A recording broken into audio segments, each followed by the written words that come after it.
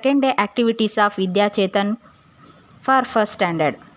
As we know that there are 8 periods in a day. First period is greet, meet and conversation. Make the children to enter the classroom by snapping and clapping hands. Instruct them to stand in a circle. Tell the children to do the clap pinch activity. Repeat the activity 3 to 4 times. It means ಚಪ್ಪಾಳೆ ಹೊಡಿ ಚಿಟಿಕೆ ಚಪ್ಪಾಳೆ ಚಿಟಿಕೆ ಎನ್ನುವಂತಹ ಚಟುವಟಿಕೆಯನ್ನು ಮಾಡಿಸುವುದು. Then continue the next activity my name.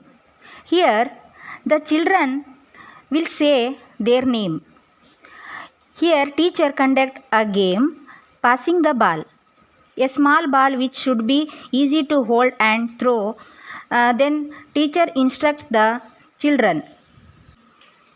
ಇಲ್ಲಿ ಚಟುವಟಿಕೆ ಏನಪ್ಪ ಅಂತಂದರೆ ಮೈ ನೇಮ್ ಎನ್ನುವಂಥದ್ದು. ಅಂದರೆ ಇಲ್ಲಿ ಶಿಕ್ಷಕರು ಒಂದು ಮ್ಯೂಸಿಕನ್ನು ಪ್ಲೇ ಮಾಡುವಂಥದ್ದು.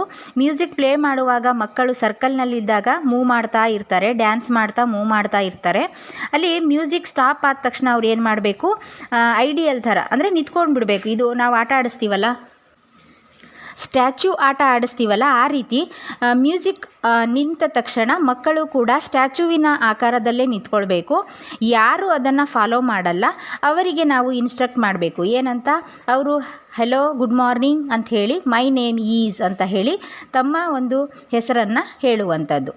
ಆ ರೀತಿ ಈ ಒಂದು ಗೇಮನ್ನು ಆಡಿಸಿ ಅಲ್ಲಿ ಮಗುವಿಗೆ ಕಾನ್ವರ್ಜೇಷನ್, ಪರಸ್ಪರ ತನ್ನ ಪರಿಚಯವನ್ನು ಮಾಡಿಕೊಳ್ಳುವಂತಹ ಚಟುವಟಿಕೆಯನ್ನು ಮಾಡಿಸುವಂಥದ್ದು. The second period is my time. Here 4 learning corners are there. First one is mathematics and science and inquiry learning space. Second one a doll and building blocks learning space. Third one reading and writing learning space. Fourth one art and craft learning space. ಇಲ್ಲಿ 4 ಕಲಿಕಾ ಸ್ಥಳಗಳನ್ನು ಕೊಟ್ಟಿರ್ತಾರೆ. ಆ 4 ಕಲಿಕಾ ಸ್ಥಳಗಳಲ್ಲೂ ಕೂಡ ಪ್ರತ್ಯೇಕವಾಗಿ ಚಟುವಟಿಕೆಗಳನ್ನು ಕೊಡಲಾಗಿದೆ. ಮೊದಲನೇದು mathematics and science learning space. ಇಲ್ಲಿ ಏನು ಚಟುವಟಿಕೆಗಳನ್ನು ಕೊಟ್ಟಿದ್ದಾರೆ ಅಂತಂದರೆ, ಮೊದಲನೇ ಕಾರ್ನರಲ್ಲಿ ಮ್ಯಾಥಮೆಟಿಕ್ಸ್ ಕಾರ್ನರಲ್ಲಿ ಮಗು ಏನು ಮಾಡಬೇಕು, ಆಬ್ಜೆಕ್ಟ್ಸ್ಗಳನ್ನು ಕ್ಲಾಸಿಫೈ ಮಾಡಬೇಕು. ಅಂದರೆ ಅವುಗಳ ಹೈಟು, ಹೆವಿನೆಸ್ಸು, ಲೈಟ್ನೆಸ್ಸು, ಟಾಲ್, ಆ ಸೈಜ್ಗಳ ಬೇಸ್ ಮೇಲೆ ಮಗು ಏನು ಮಾಡಬೇಕು, ಒಂದಿಷ್ಟು ವಸ್ತುಗಳನ್ನು ವಿಭಾಗಿಸಬೇಕು. ಆ ರೀತಿಯ ಒಂದು ಚಟುವಟಿಕೆಯನ್ನು ಇಲ್ಲಿ ನಾವು ಮಾಡಿಸ್ತೀವಿ. Next discover or science corner. Science ಕಾರ್ನರಲ್ಲಿ ಮಗು ಏನು ಮಾಡುತ್ತೆ, ಅಲ್ಲಿ ರಂಗಿನಾಟ ಅಂತ ಒಂದು ಚಟುವಟಿಕೆಯನ್ನು ಕೊಟ್ಟಿದ್ದಾರೆ.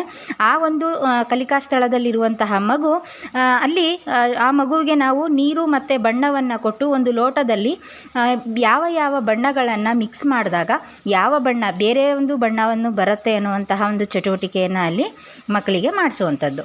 ನೆಕ್ಸ್ಟು ಡಾಲ್ಸ್ ಕಾರ್ನರ್, ಅಂದರೆ ಗೊಂಬೆ ಒಂದು ಕಲಿಕಾ ಸ್ಥಳ, ಗೊಂಬೆ ಮೂಲೆ, ಬಿಲ್ಡಿಂಗ್ ಬ್ಲಾಕ್ಸ್ ಮೂಲೆ ಅಂತ ಹೇಳ್ತೀವಲ್ಲ, ಅಲ್ಲಿ ಏನು ಮಾಡಬೇಕು ಅಂತಂದರೆ ಡಾಲ್ ಸ್ಟೆಪ್, ಮೈ ಸ್ಟೆಪ್ ಎನ್ನುವಂತಹ ಆ್ಯಕ್ಟಿವಿಟಿಯನ್ನು ಕೊಟ್ಟಿದ್ದಾರೆ. ಅಲ್ಲಿ ಮಗು ಏನು ಮಾಡಬೇಕು, ಅನಿಮಲ್ಸ್, ಬರ್ಡ್ಸು ಮತ್ತು ಮ್ಯಾನ್ ಪಪೆಟ್ಸ್ಗಳು ಅವುಗಳ ಒಂದು ಫೂಟ್ ಪ್ರಿಂಟನ್ನು ಡ್ರಾಯಿಂಗ್ ಶೀಟ್ ಮೇಲೆ ಮಾಡಬೇಕು. ಅಂದರೆ ಇಲ್ಲಿ ಮಕ್ಕಳಿಗೆ ಕಲ್ಲರನ್ನು ಕೊಡಬೇಕು. ಒಂದು ಪ್ಲೇಟಲ್ಲಿ ಕಲ್ಲರನ್ನು ಕಲಿಸ್ಕೊಂಡು ಆ ಕಲ್ಲರಲ್ಲಿ ಆ ಪ್ರಾಣಿಗಳ ಒಂದು ಪಾದದ ಗುರುತನ್ನು ಕಲ್ಲರಲ್ಲಿ ಅದ್ದಿ ಡ್ರಾಯಿಂಗ್ ಶೀಟ್ ಮೇಲೆ ಇಡ್ತಾ ಅದು ಯಾವ ಪ್ರಾಣಿಯ ಒಂದು ಪಾದ ಎನ್ನುವಂಥದ್ದನ್ನು ಮಗು ಗುರುತಿಸೋ ಹಾಗೆ ಮಾಡಿಸುವಂತಹ ಚಟುವಟಿಕೆ ಡಾಲ್ಸ್ ಕಾರ್ನರಲ್ಲಿ ಕೊಟ್ಟಿದ್ದಾರೆ. Next building blocks corner.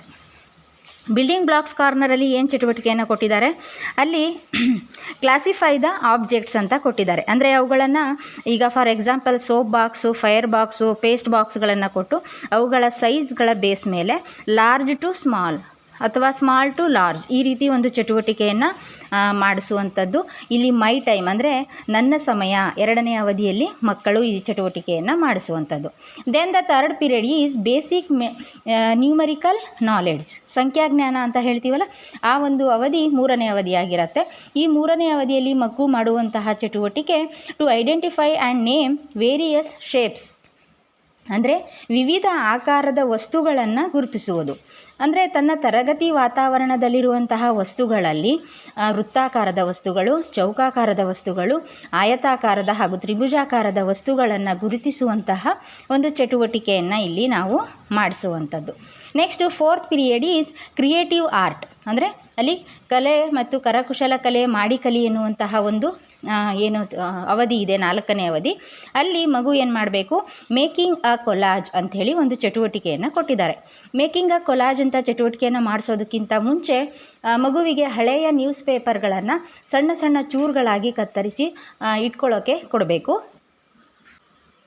ನಂತರದಲ್ಲಿ ಆ ಒಂದು A4 ಶೀಟನ್ನು ಅಥವಾ ಮಗುವಿನ ನೋಟ್ ಪುಸ್ತಕದಲ್ಲಿ ಏನು ಮಾಡಬೇಕು, ಮನೆಯ ಚಿತ್ರವನ್ನು, ಮರದ ಚಿತ್ರವನ್ನು ಅಥವಾ ಪ್ರಾಣಿಗಳ ತನಗೆ ಇಷ್ಟವಾದಂತಹ ಒಂದು ಪಿಕ್ಚರನ್ನು ಡ್ರಾ ಮಾಡೋಕ್ಕೆ ಹೇಳಿಬಿಟ್ಟು ಪೆನ್ಸಿಲ್ನಿಂದ ಅದರ ಒಳಗೆ ಗಮ್ಮನ್ನು ಹಾಕಿಬಿಟ್ಟು ತಾನು ಕಟ್ ಮಾಡಿರುವಂತಹ ಸಣ್ಣ ಸಣ್ಣ ಚೂರುಗಳ ಪೇಪರನ್ನು ಅದರಲ್ಲಿ ಹಾಕಿ ಕೊಲಾಜ್ನಿಂದ ಒಂದು ಚಿತ್ರವನ್ನು ರಚಿಸುವಂತಹ ಚಟುವಟಿಕೆಯನ್ನು 4ನೇ ಅವಧಿಯಲ್ಲಿ ನಾವು ಮಾಡಿಸ್ತೀವಿ.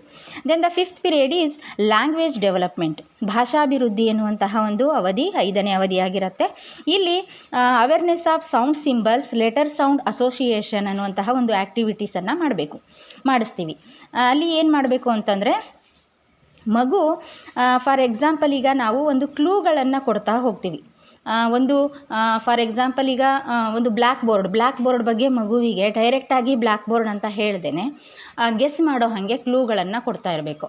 ಅದು ನಮ್ಮ ಶಾಲೆಯ ಒಳಗಡೆ ಇದೆ, ಅದು ಆಯತಾಕಾರದಲ್ಲಿದೆ, ಆಮೇಲೆ ಅದು ಬ್ಲ್ಯಾಕ್ ಕಲರಲ್ಲಿದೆ, ಅದರ ಹೆಸರು B ಅಕ್ಷರದಿಂದ ಶುರುವಾಗತ್ತೆ ಅಂಥೇಳಿ ಈ ರೀತಿ ಕ್ಲೂಗಳನ್ನು ಕೊಟ್ಟಾಗ ಮಗು ಇಡೀ ತರಗತಿ ವಾತಾವರಣವನ್ನು ಗಮನಿಸಿ ಅದರಲ್ಲಿ ಆನ್ಸರನ್ನು ಹೇಳುತ್ತೆ. ಅಂದರೆ ಬಿಯಿಂದ ಶುರುವಾಗೋದು ಯಾವುದು, ಬ್ಲ್ಯಾಕ್ ಬೋರ್ಡ್, ಈ ರೀತಿ ಗುರುತಿಸುತ್ತೆ.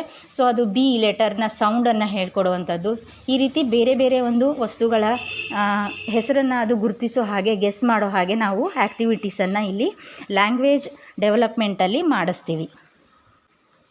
ನಂತರದಲ್ಲಿ ಅದೇ ಅವಧಿಯಲ್ಲಿ ಚಟುವಟಿಕೆ ಮುಂದುವರಿದು ಅಲ್ಲಿ ಮಗುವಿಗೆ ಒಂದು ಆ್ಯಕ್ಟಿವಿಟಿಯನ್ನು ಮಾಡಿಸ್ತೀವಿ. ಏನಂದರೆ ಎಂಪಸೈಸ್ ಪಿಕ್ಚರ್ ಅಂಥೇಳಿ. ಅಂದರೆ ಇಲ್ಲಿ ಟೀಚರ್ ಹೇಳುವಂತಹ ಇನ್ಸ್ಟ್ರಕ್ಷನ್ಸ್ಗಳಿಗೆ ಅನುಗುಣವಾಗಿ ಮಗು ಕೇಳಿಸ್ಕೊಳ್ತಾ ಏನು ಹೇಳ್ತಾ ಇದ್ದಾರೆ ಅದನ್ನು ಚಟುವಟಿಕೆಯನ್ನು ಮಾಡುವಂಥದ್ದು. ಅಂದರೆ ಫಾರ್ ಎಕ್ಸಾಂಪಲ್ ಈಗ ಒಂದು ಗೊಂಬೆಯನ್ನು ಬಿಡಿಸುವಾಗ draw first big circle, then draw small 2 circle ಅಂಥೇಳಿ ಈ ರೀತಿ ಹೇಳ್ತಾ ಹೋಗುವಂಥದ್ದು. ಆ ರೀತಿ ಚಟುವಟಿಕೆಗಳನ್ನು ಮಗುವಿಗೆ ಶಿಕ್ಷಕರು ಇನ್ಸ್ಟ್ರಕ್ಷನ್ ಕೊಡ್ತಾ ಆ ಮಗು ಅದನ್ನು ಆಲಿಸಿಕೊಂಡು ಡ್ರಾ ಮಾಡುವಂಥದ್ದು. ಅಂದರೆ ಕೈಯಲ್ಲಿ ಪೆನ್ನು ಮತ್ತು ಪೆನ್ಸಿಲನ್ನು ಬಳಸಿ ಗಟ್ಟಿಯನ್ನು ಹಿಡ್ಕೊಂಡು ಅದನ್ನು ತನ್ನ ಕೈಗಳ ಒಂದು ಇದ್ರ ಮೇಲೆ ಸಾಮರ್ಥ್ಯವನ್ನು ಸಾಧಿಸೋ ಹಾಗೆ ಡ್ರಾ ಮಾಡೋದು, ಅದಕ್ಕೆ ಆಮೇಲೆ ಬಣ್ಣವನ್ನು ಹಾಕುವಂತಹ ಚಟುವಟಿಕೆಯನ್ನು ಈ ಒಂದು ಅವಧಿಯಲ್ಲಿ ಲ್ಯಾಂಗ್ವೇಜ್ ಡೆವಲಪ್ಮೆಂಟಲ್ಲಿ ನಾವು ಮಾಡಿಸ್ತೀವಿ. ಇನ್ ಪೀರಿಯಡ್ 6 ಔಟ್ಡೋರ್ ಗೇಮ್ಸ್ ಬಂದು ಇಲ್ಲಿ ಕೊಟ್ಟಿರುವಂಥದ್ದು ಲೇಕ್ ಆ್ಯಂಡ್ ಶೋರ್ ಅಂತ. ಅಂದರೆ ಕೆರೆ ದಡ ಎನ್ನುವಂತಹ ಆಟವನ್ನು ಏನು ಆಡಿಸ್ತಿದ್ದೀವಲ್ಲ ಆ ಒಂದು ಆಟವನ್ನು ಇಲ್ಲಿ ಮಕ್ಕಳಿಗೆ ಔಟ್ಡೋರಿಗೆ ಕರ್ಕೊಂಡು ಹೋಗಿ ಔಟ್ಡೋರ್ ಗೇಮನ್ನು ಆಡಿಸುವಂಥದ್ದು. ಆ್ಯಂಡ್ ನೆಕ್ಸ್ಟ್ 7th ಪೀರಿಯಡ್ ಈ ಸ್ಟೋರಿ ಟೈಮ್ನಲ್ಲಿ ಈ ಒಂದು ದಿನದಲ್ಲಿ 2ನೇ ದಿನದಲ್ಲಿ ಹೇಳ್ತಾ ಇರುವಂತಹ story the lion and the mouse. ಮೊದಲ ದಿನದ ಸ್ಟೋರಿನೂ ಕೂಡ the lion and the mouse ಆಗಿರುತ್ತೆ.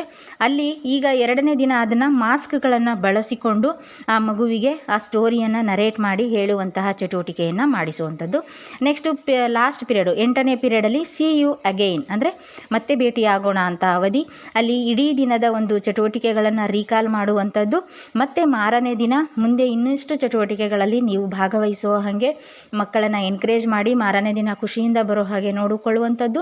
ಮತ್ತು ಇಲ್ಲಿ ಏನೇನು ಇವತ್ತು ಚಟುವಟಿಕೆಗಳನ್ನು ಮಾಡಿದೆ ಅದನ್ನು ನಿನ್ನ ಮನೆಯಲ್ಲಿರುವಂತಹ ತಂದೆ ತಾಯಿ, ನಿಮ್ಮ ಅಕ್ಕ ಅಣ್ಣಂದಿರ ಜೊತೆ ಹಂಚಿಕೊಳ್ಳುವಂತೆ ಹೇಳಿ ಆ ದಿನದ ಒಂದು 8 ಅವಧಿಗಳ ತರಗತಿ ಸನ್ನಿವೇಶವನ್ನು ಮುಕ್ತಾಯಗೊಳಿಸಿ ಮಕ್ಕಳಿಗೆ ಬಾಯ್ ಹೇಳುವಂಥದ್ದು. ಅಂದರೆ ಮಕ್ಕಳಿಗೆ ಈ ದಿನದ ತರಗತಿಯಲ್ಲಿ ಏನೇನು ಕಲ್ತ್ರಿ ಎನ್ನುವಂಥದ್ದನ್ನು ಒಂದು ಸಲ ಪುನರ್ಬಲನ ಮಾಡಿ ಮಕ್ಕಳನ್ನು ಮನೆಗೆ ಕಳಿಸಿಕೊಡುವಂಥದ್ದು. ಹೀಗೆ 8 ದಿನದ ಅವಧಿಗಳನ್ನು ನಾವು 2ನೇ ದಿನದಲ್ಲಿ ಕೈಗೊಳ್ಳಬೇಕಾಗತ್ತೆ. ಇಲ್ಲಿ 2ನೇ ದಿನದಲ್ಲಿ ಯಾವುದೇ ರೀತಿಯ ವರ್ಕ್ಶೀಟ್ಗಳನ್ನು ಬಳಸೋಕೆ ಇರೋದಿಲ್ಲ. ಸೊ ಇದಿಷ್ಟು 2ನೇ ದಿನದಲ್ಲಿ ನಿರ್ವಹಣೆ ಮಾಡಬೇಕಾಗಿರುವಂತಹ ವಿದ್ಯಾಚೇತನದ ಚಟುವಟಿಕೆಗಳು ಆಗಿರುತ್ತೆ. I am Sheela P, assistant teacher, GHPS Gilalagundi, Sagar taluk, Shivamogga district. ಧನ್ಯವಾದಗಳು.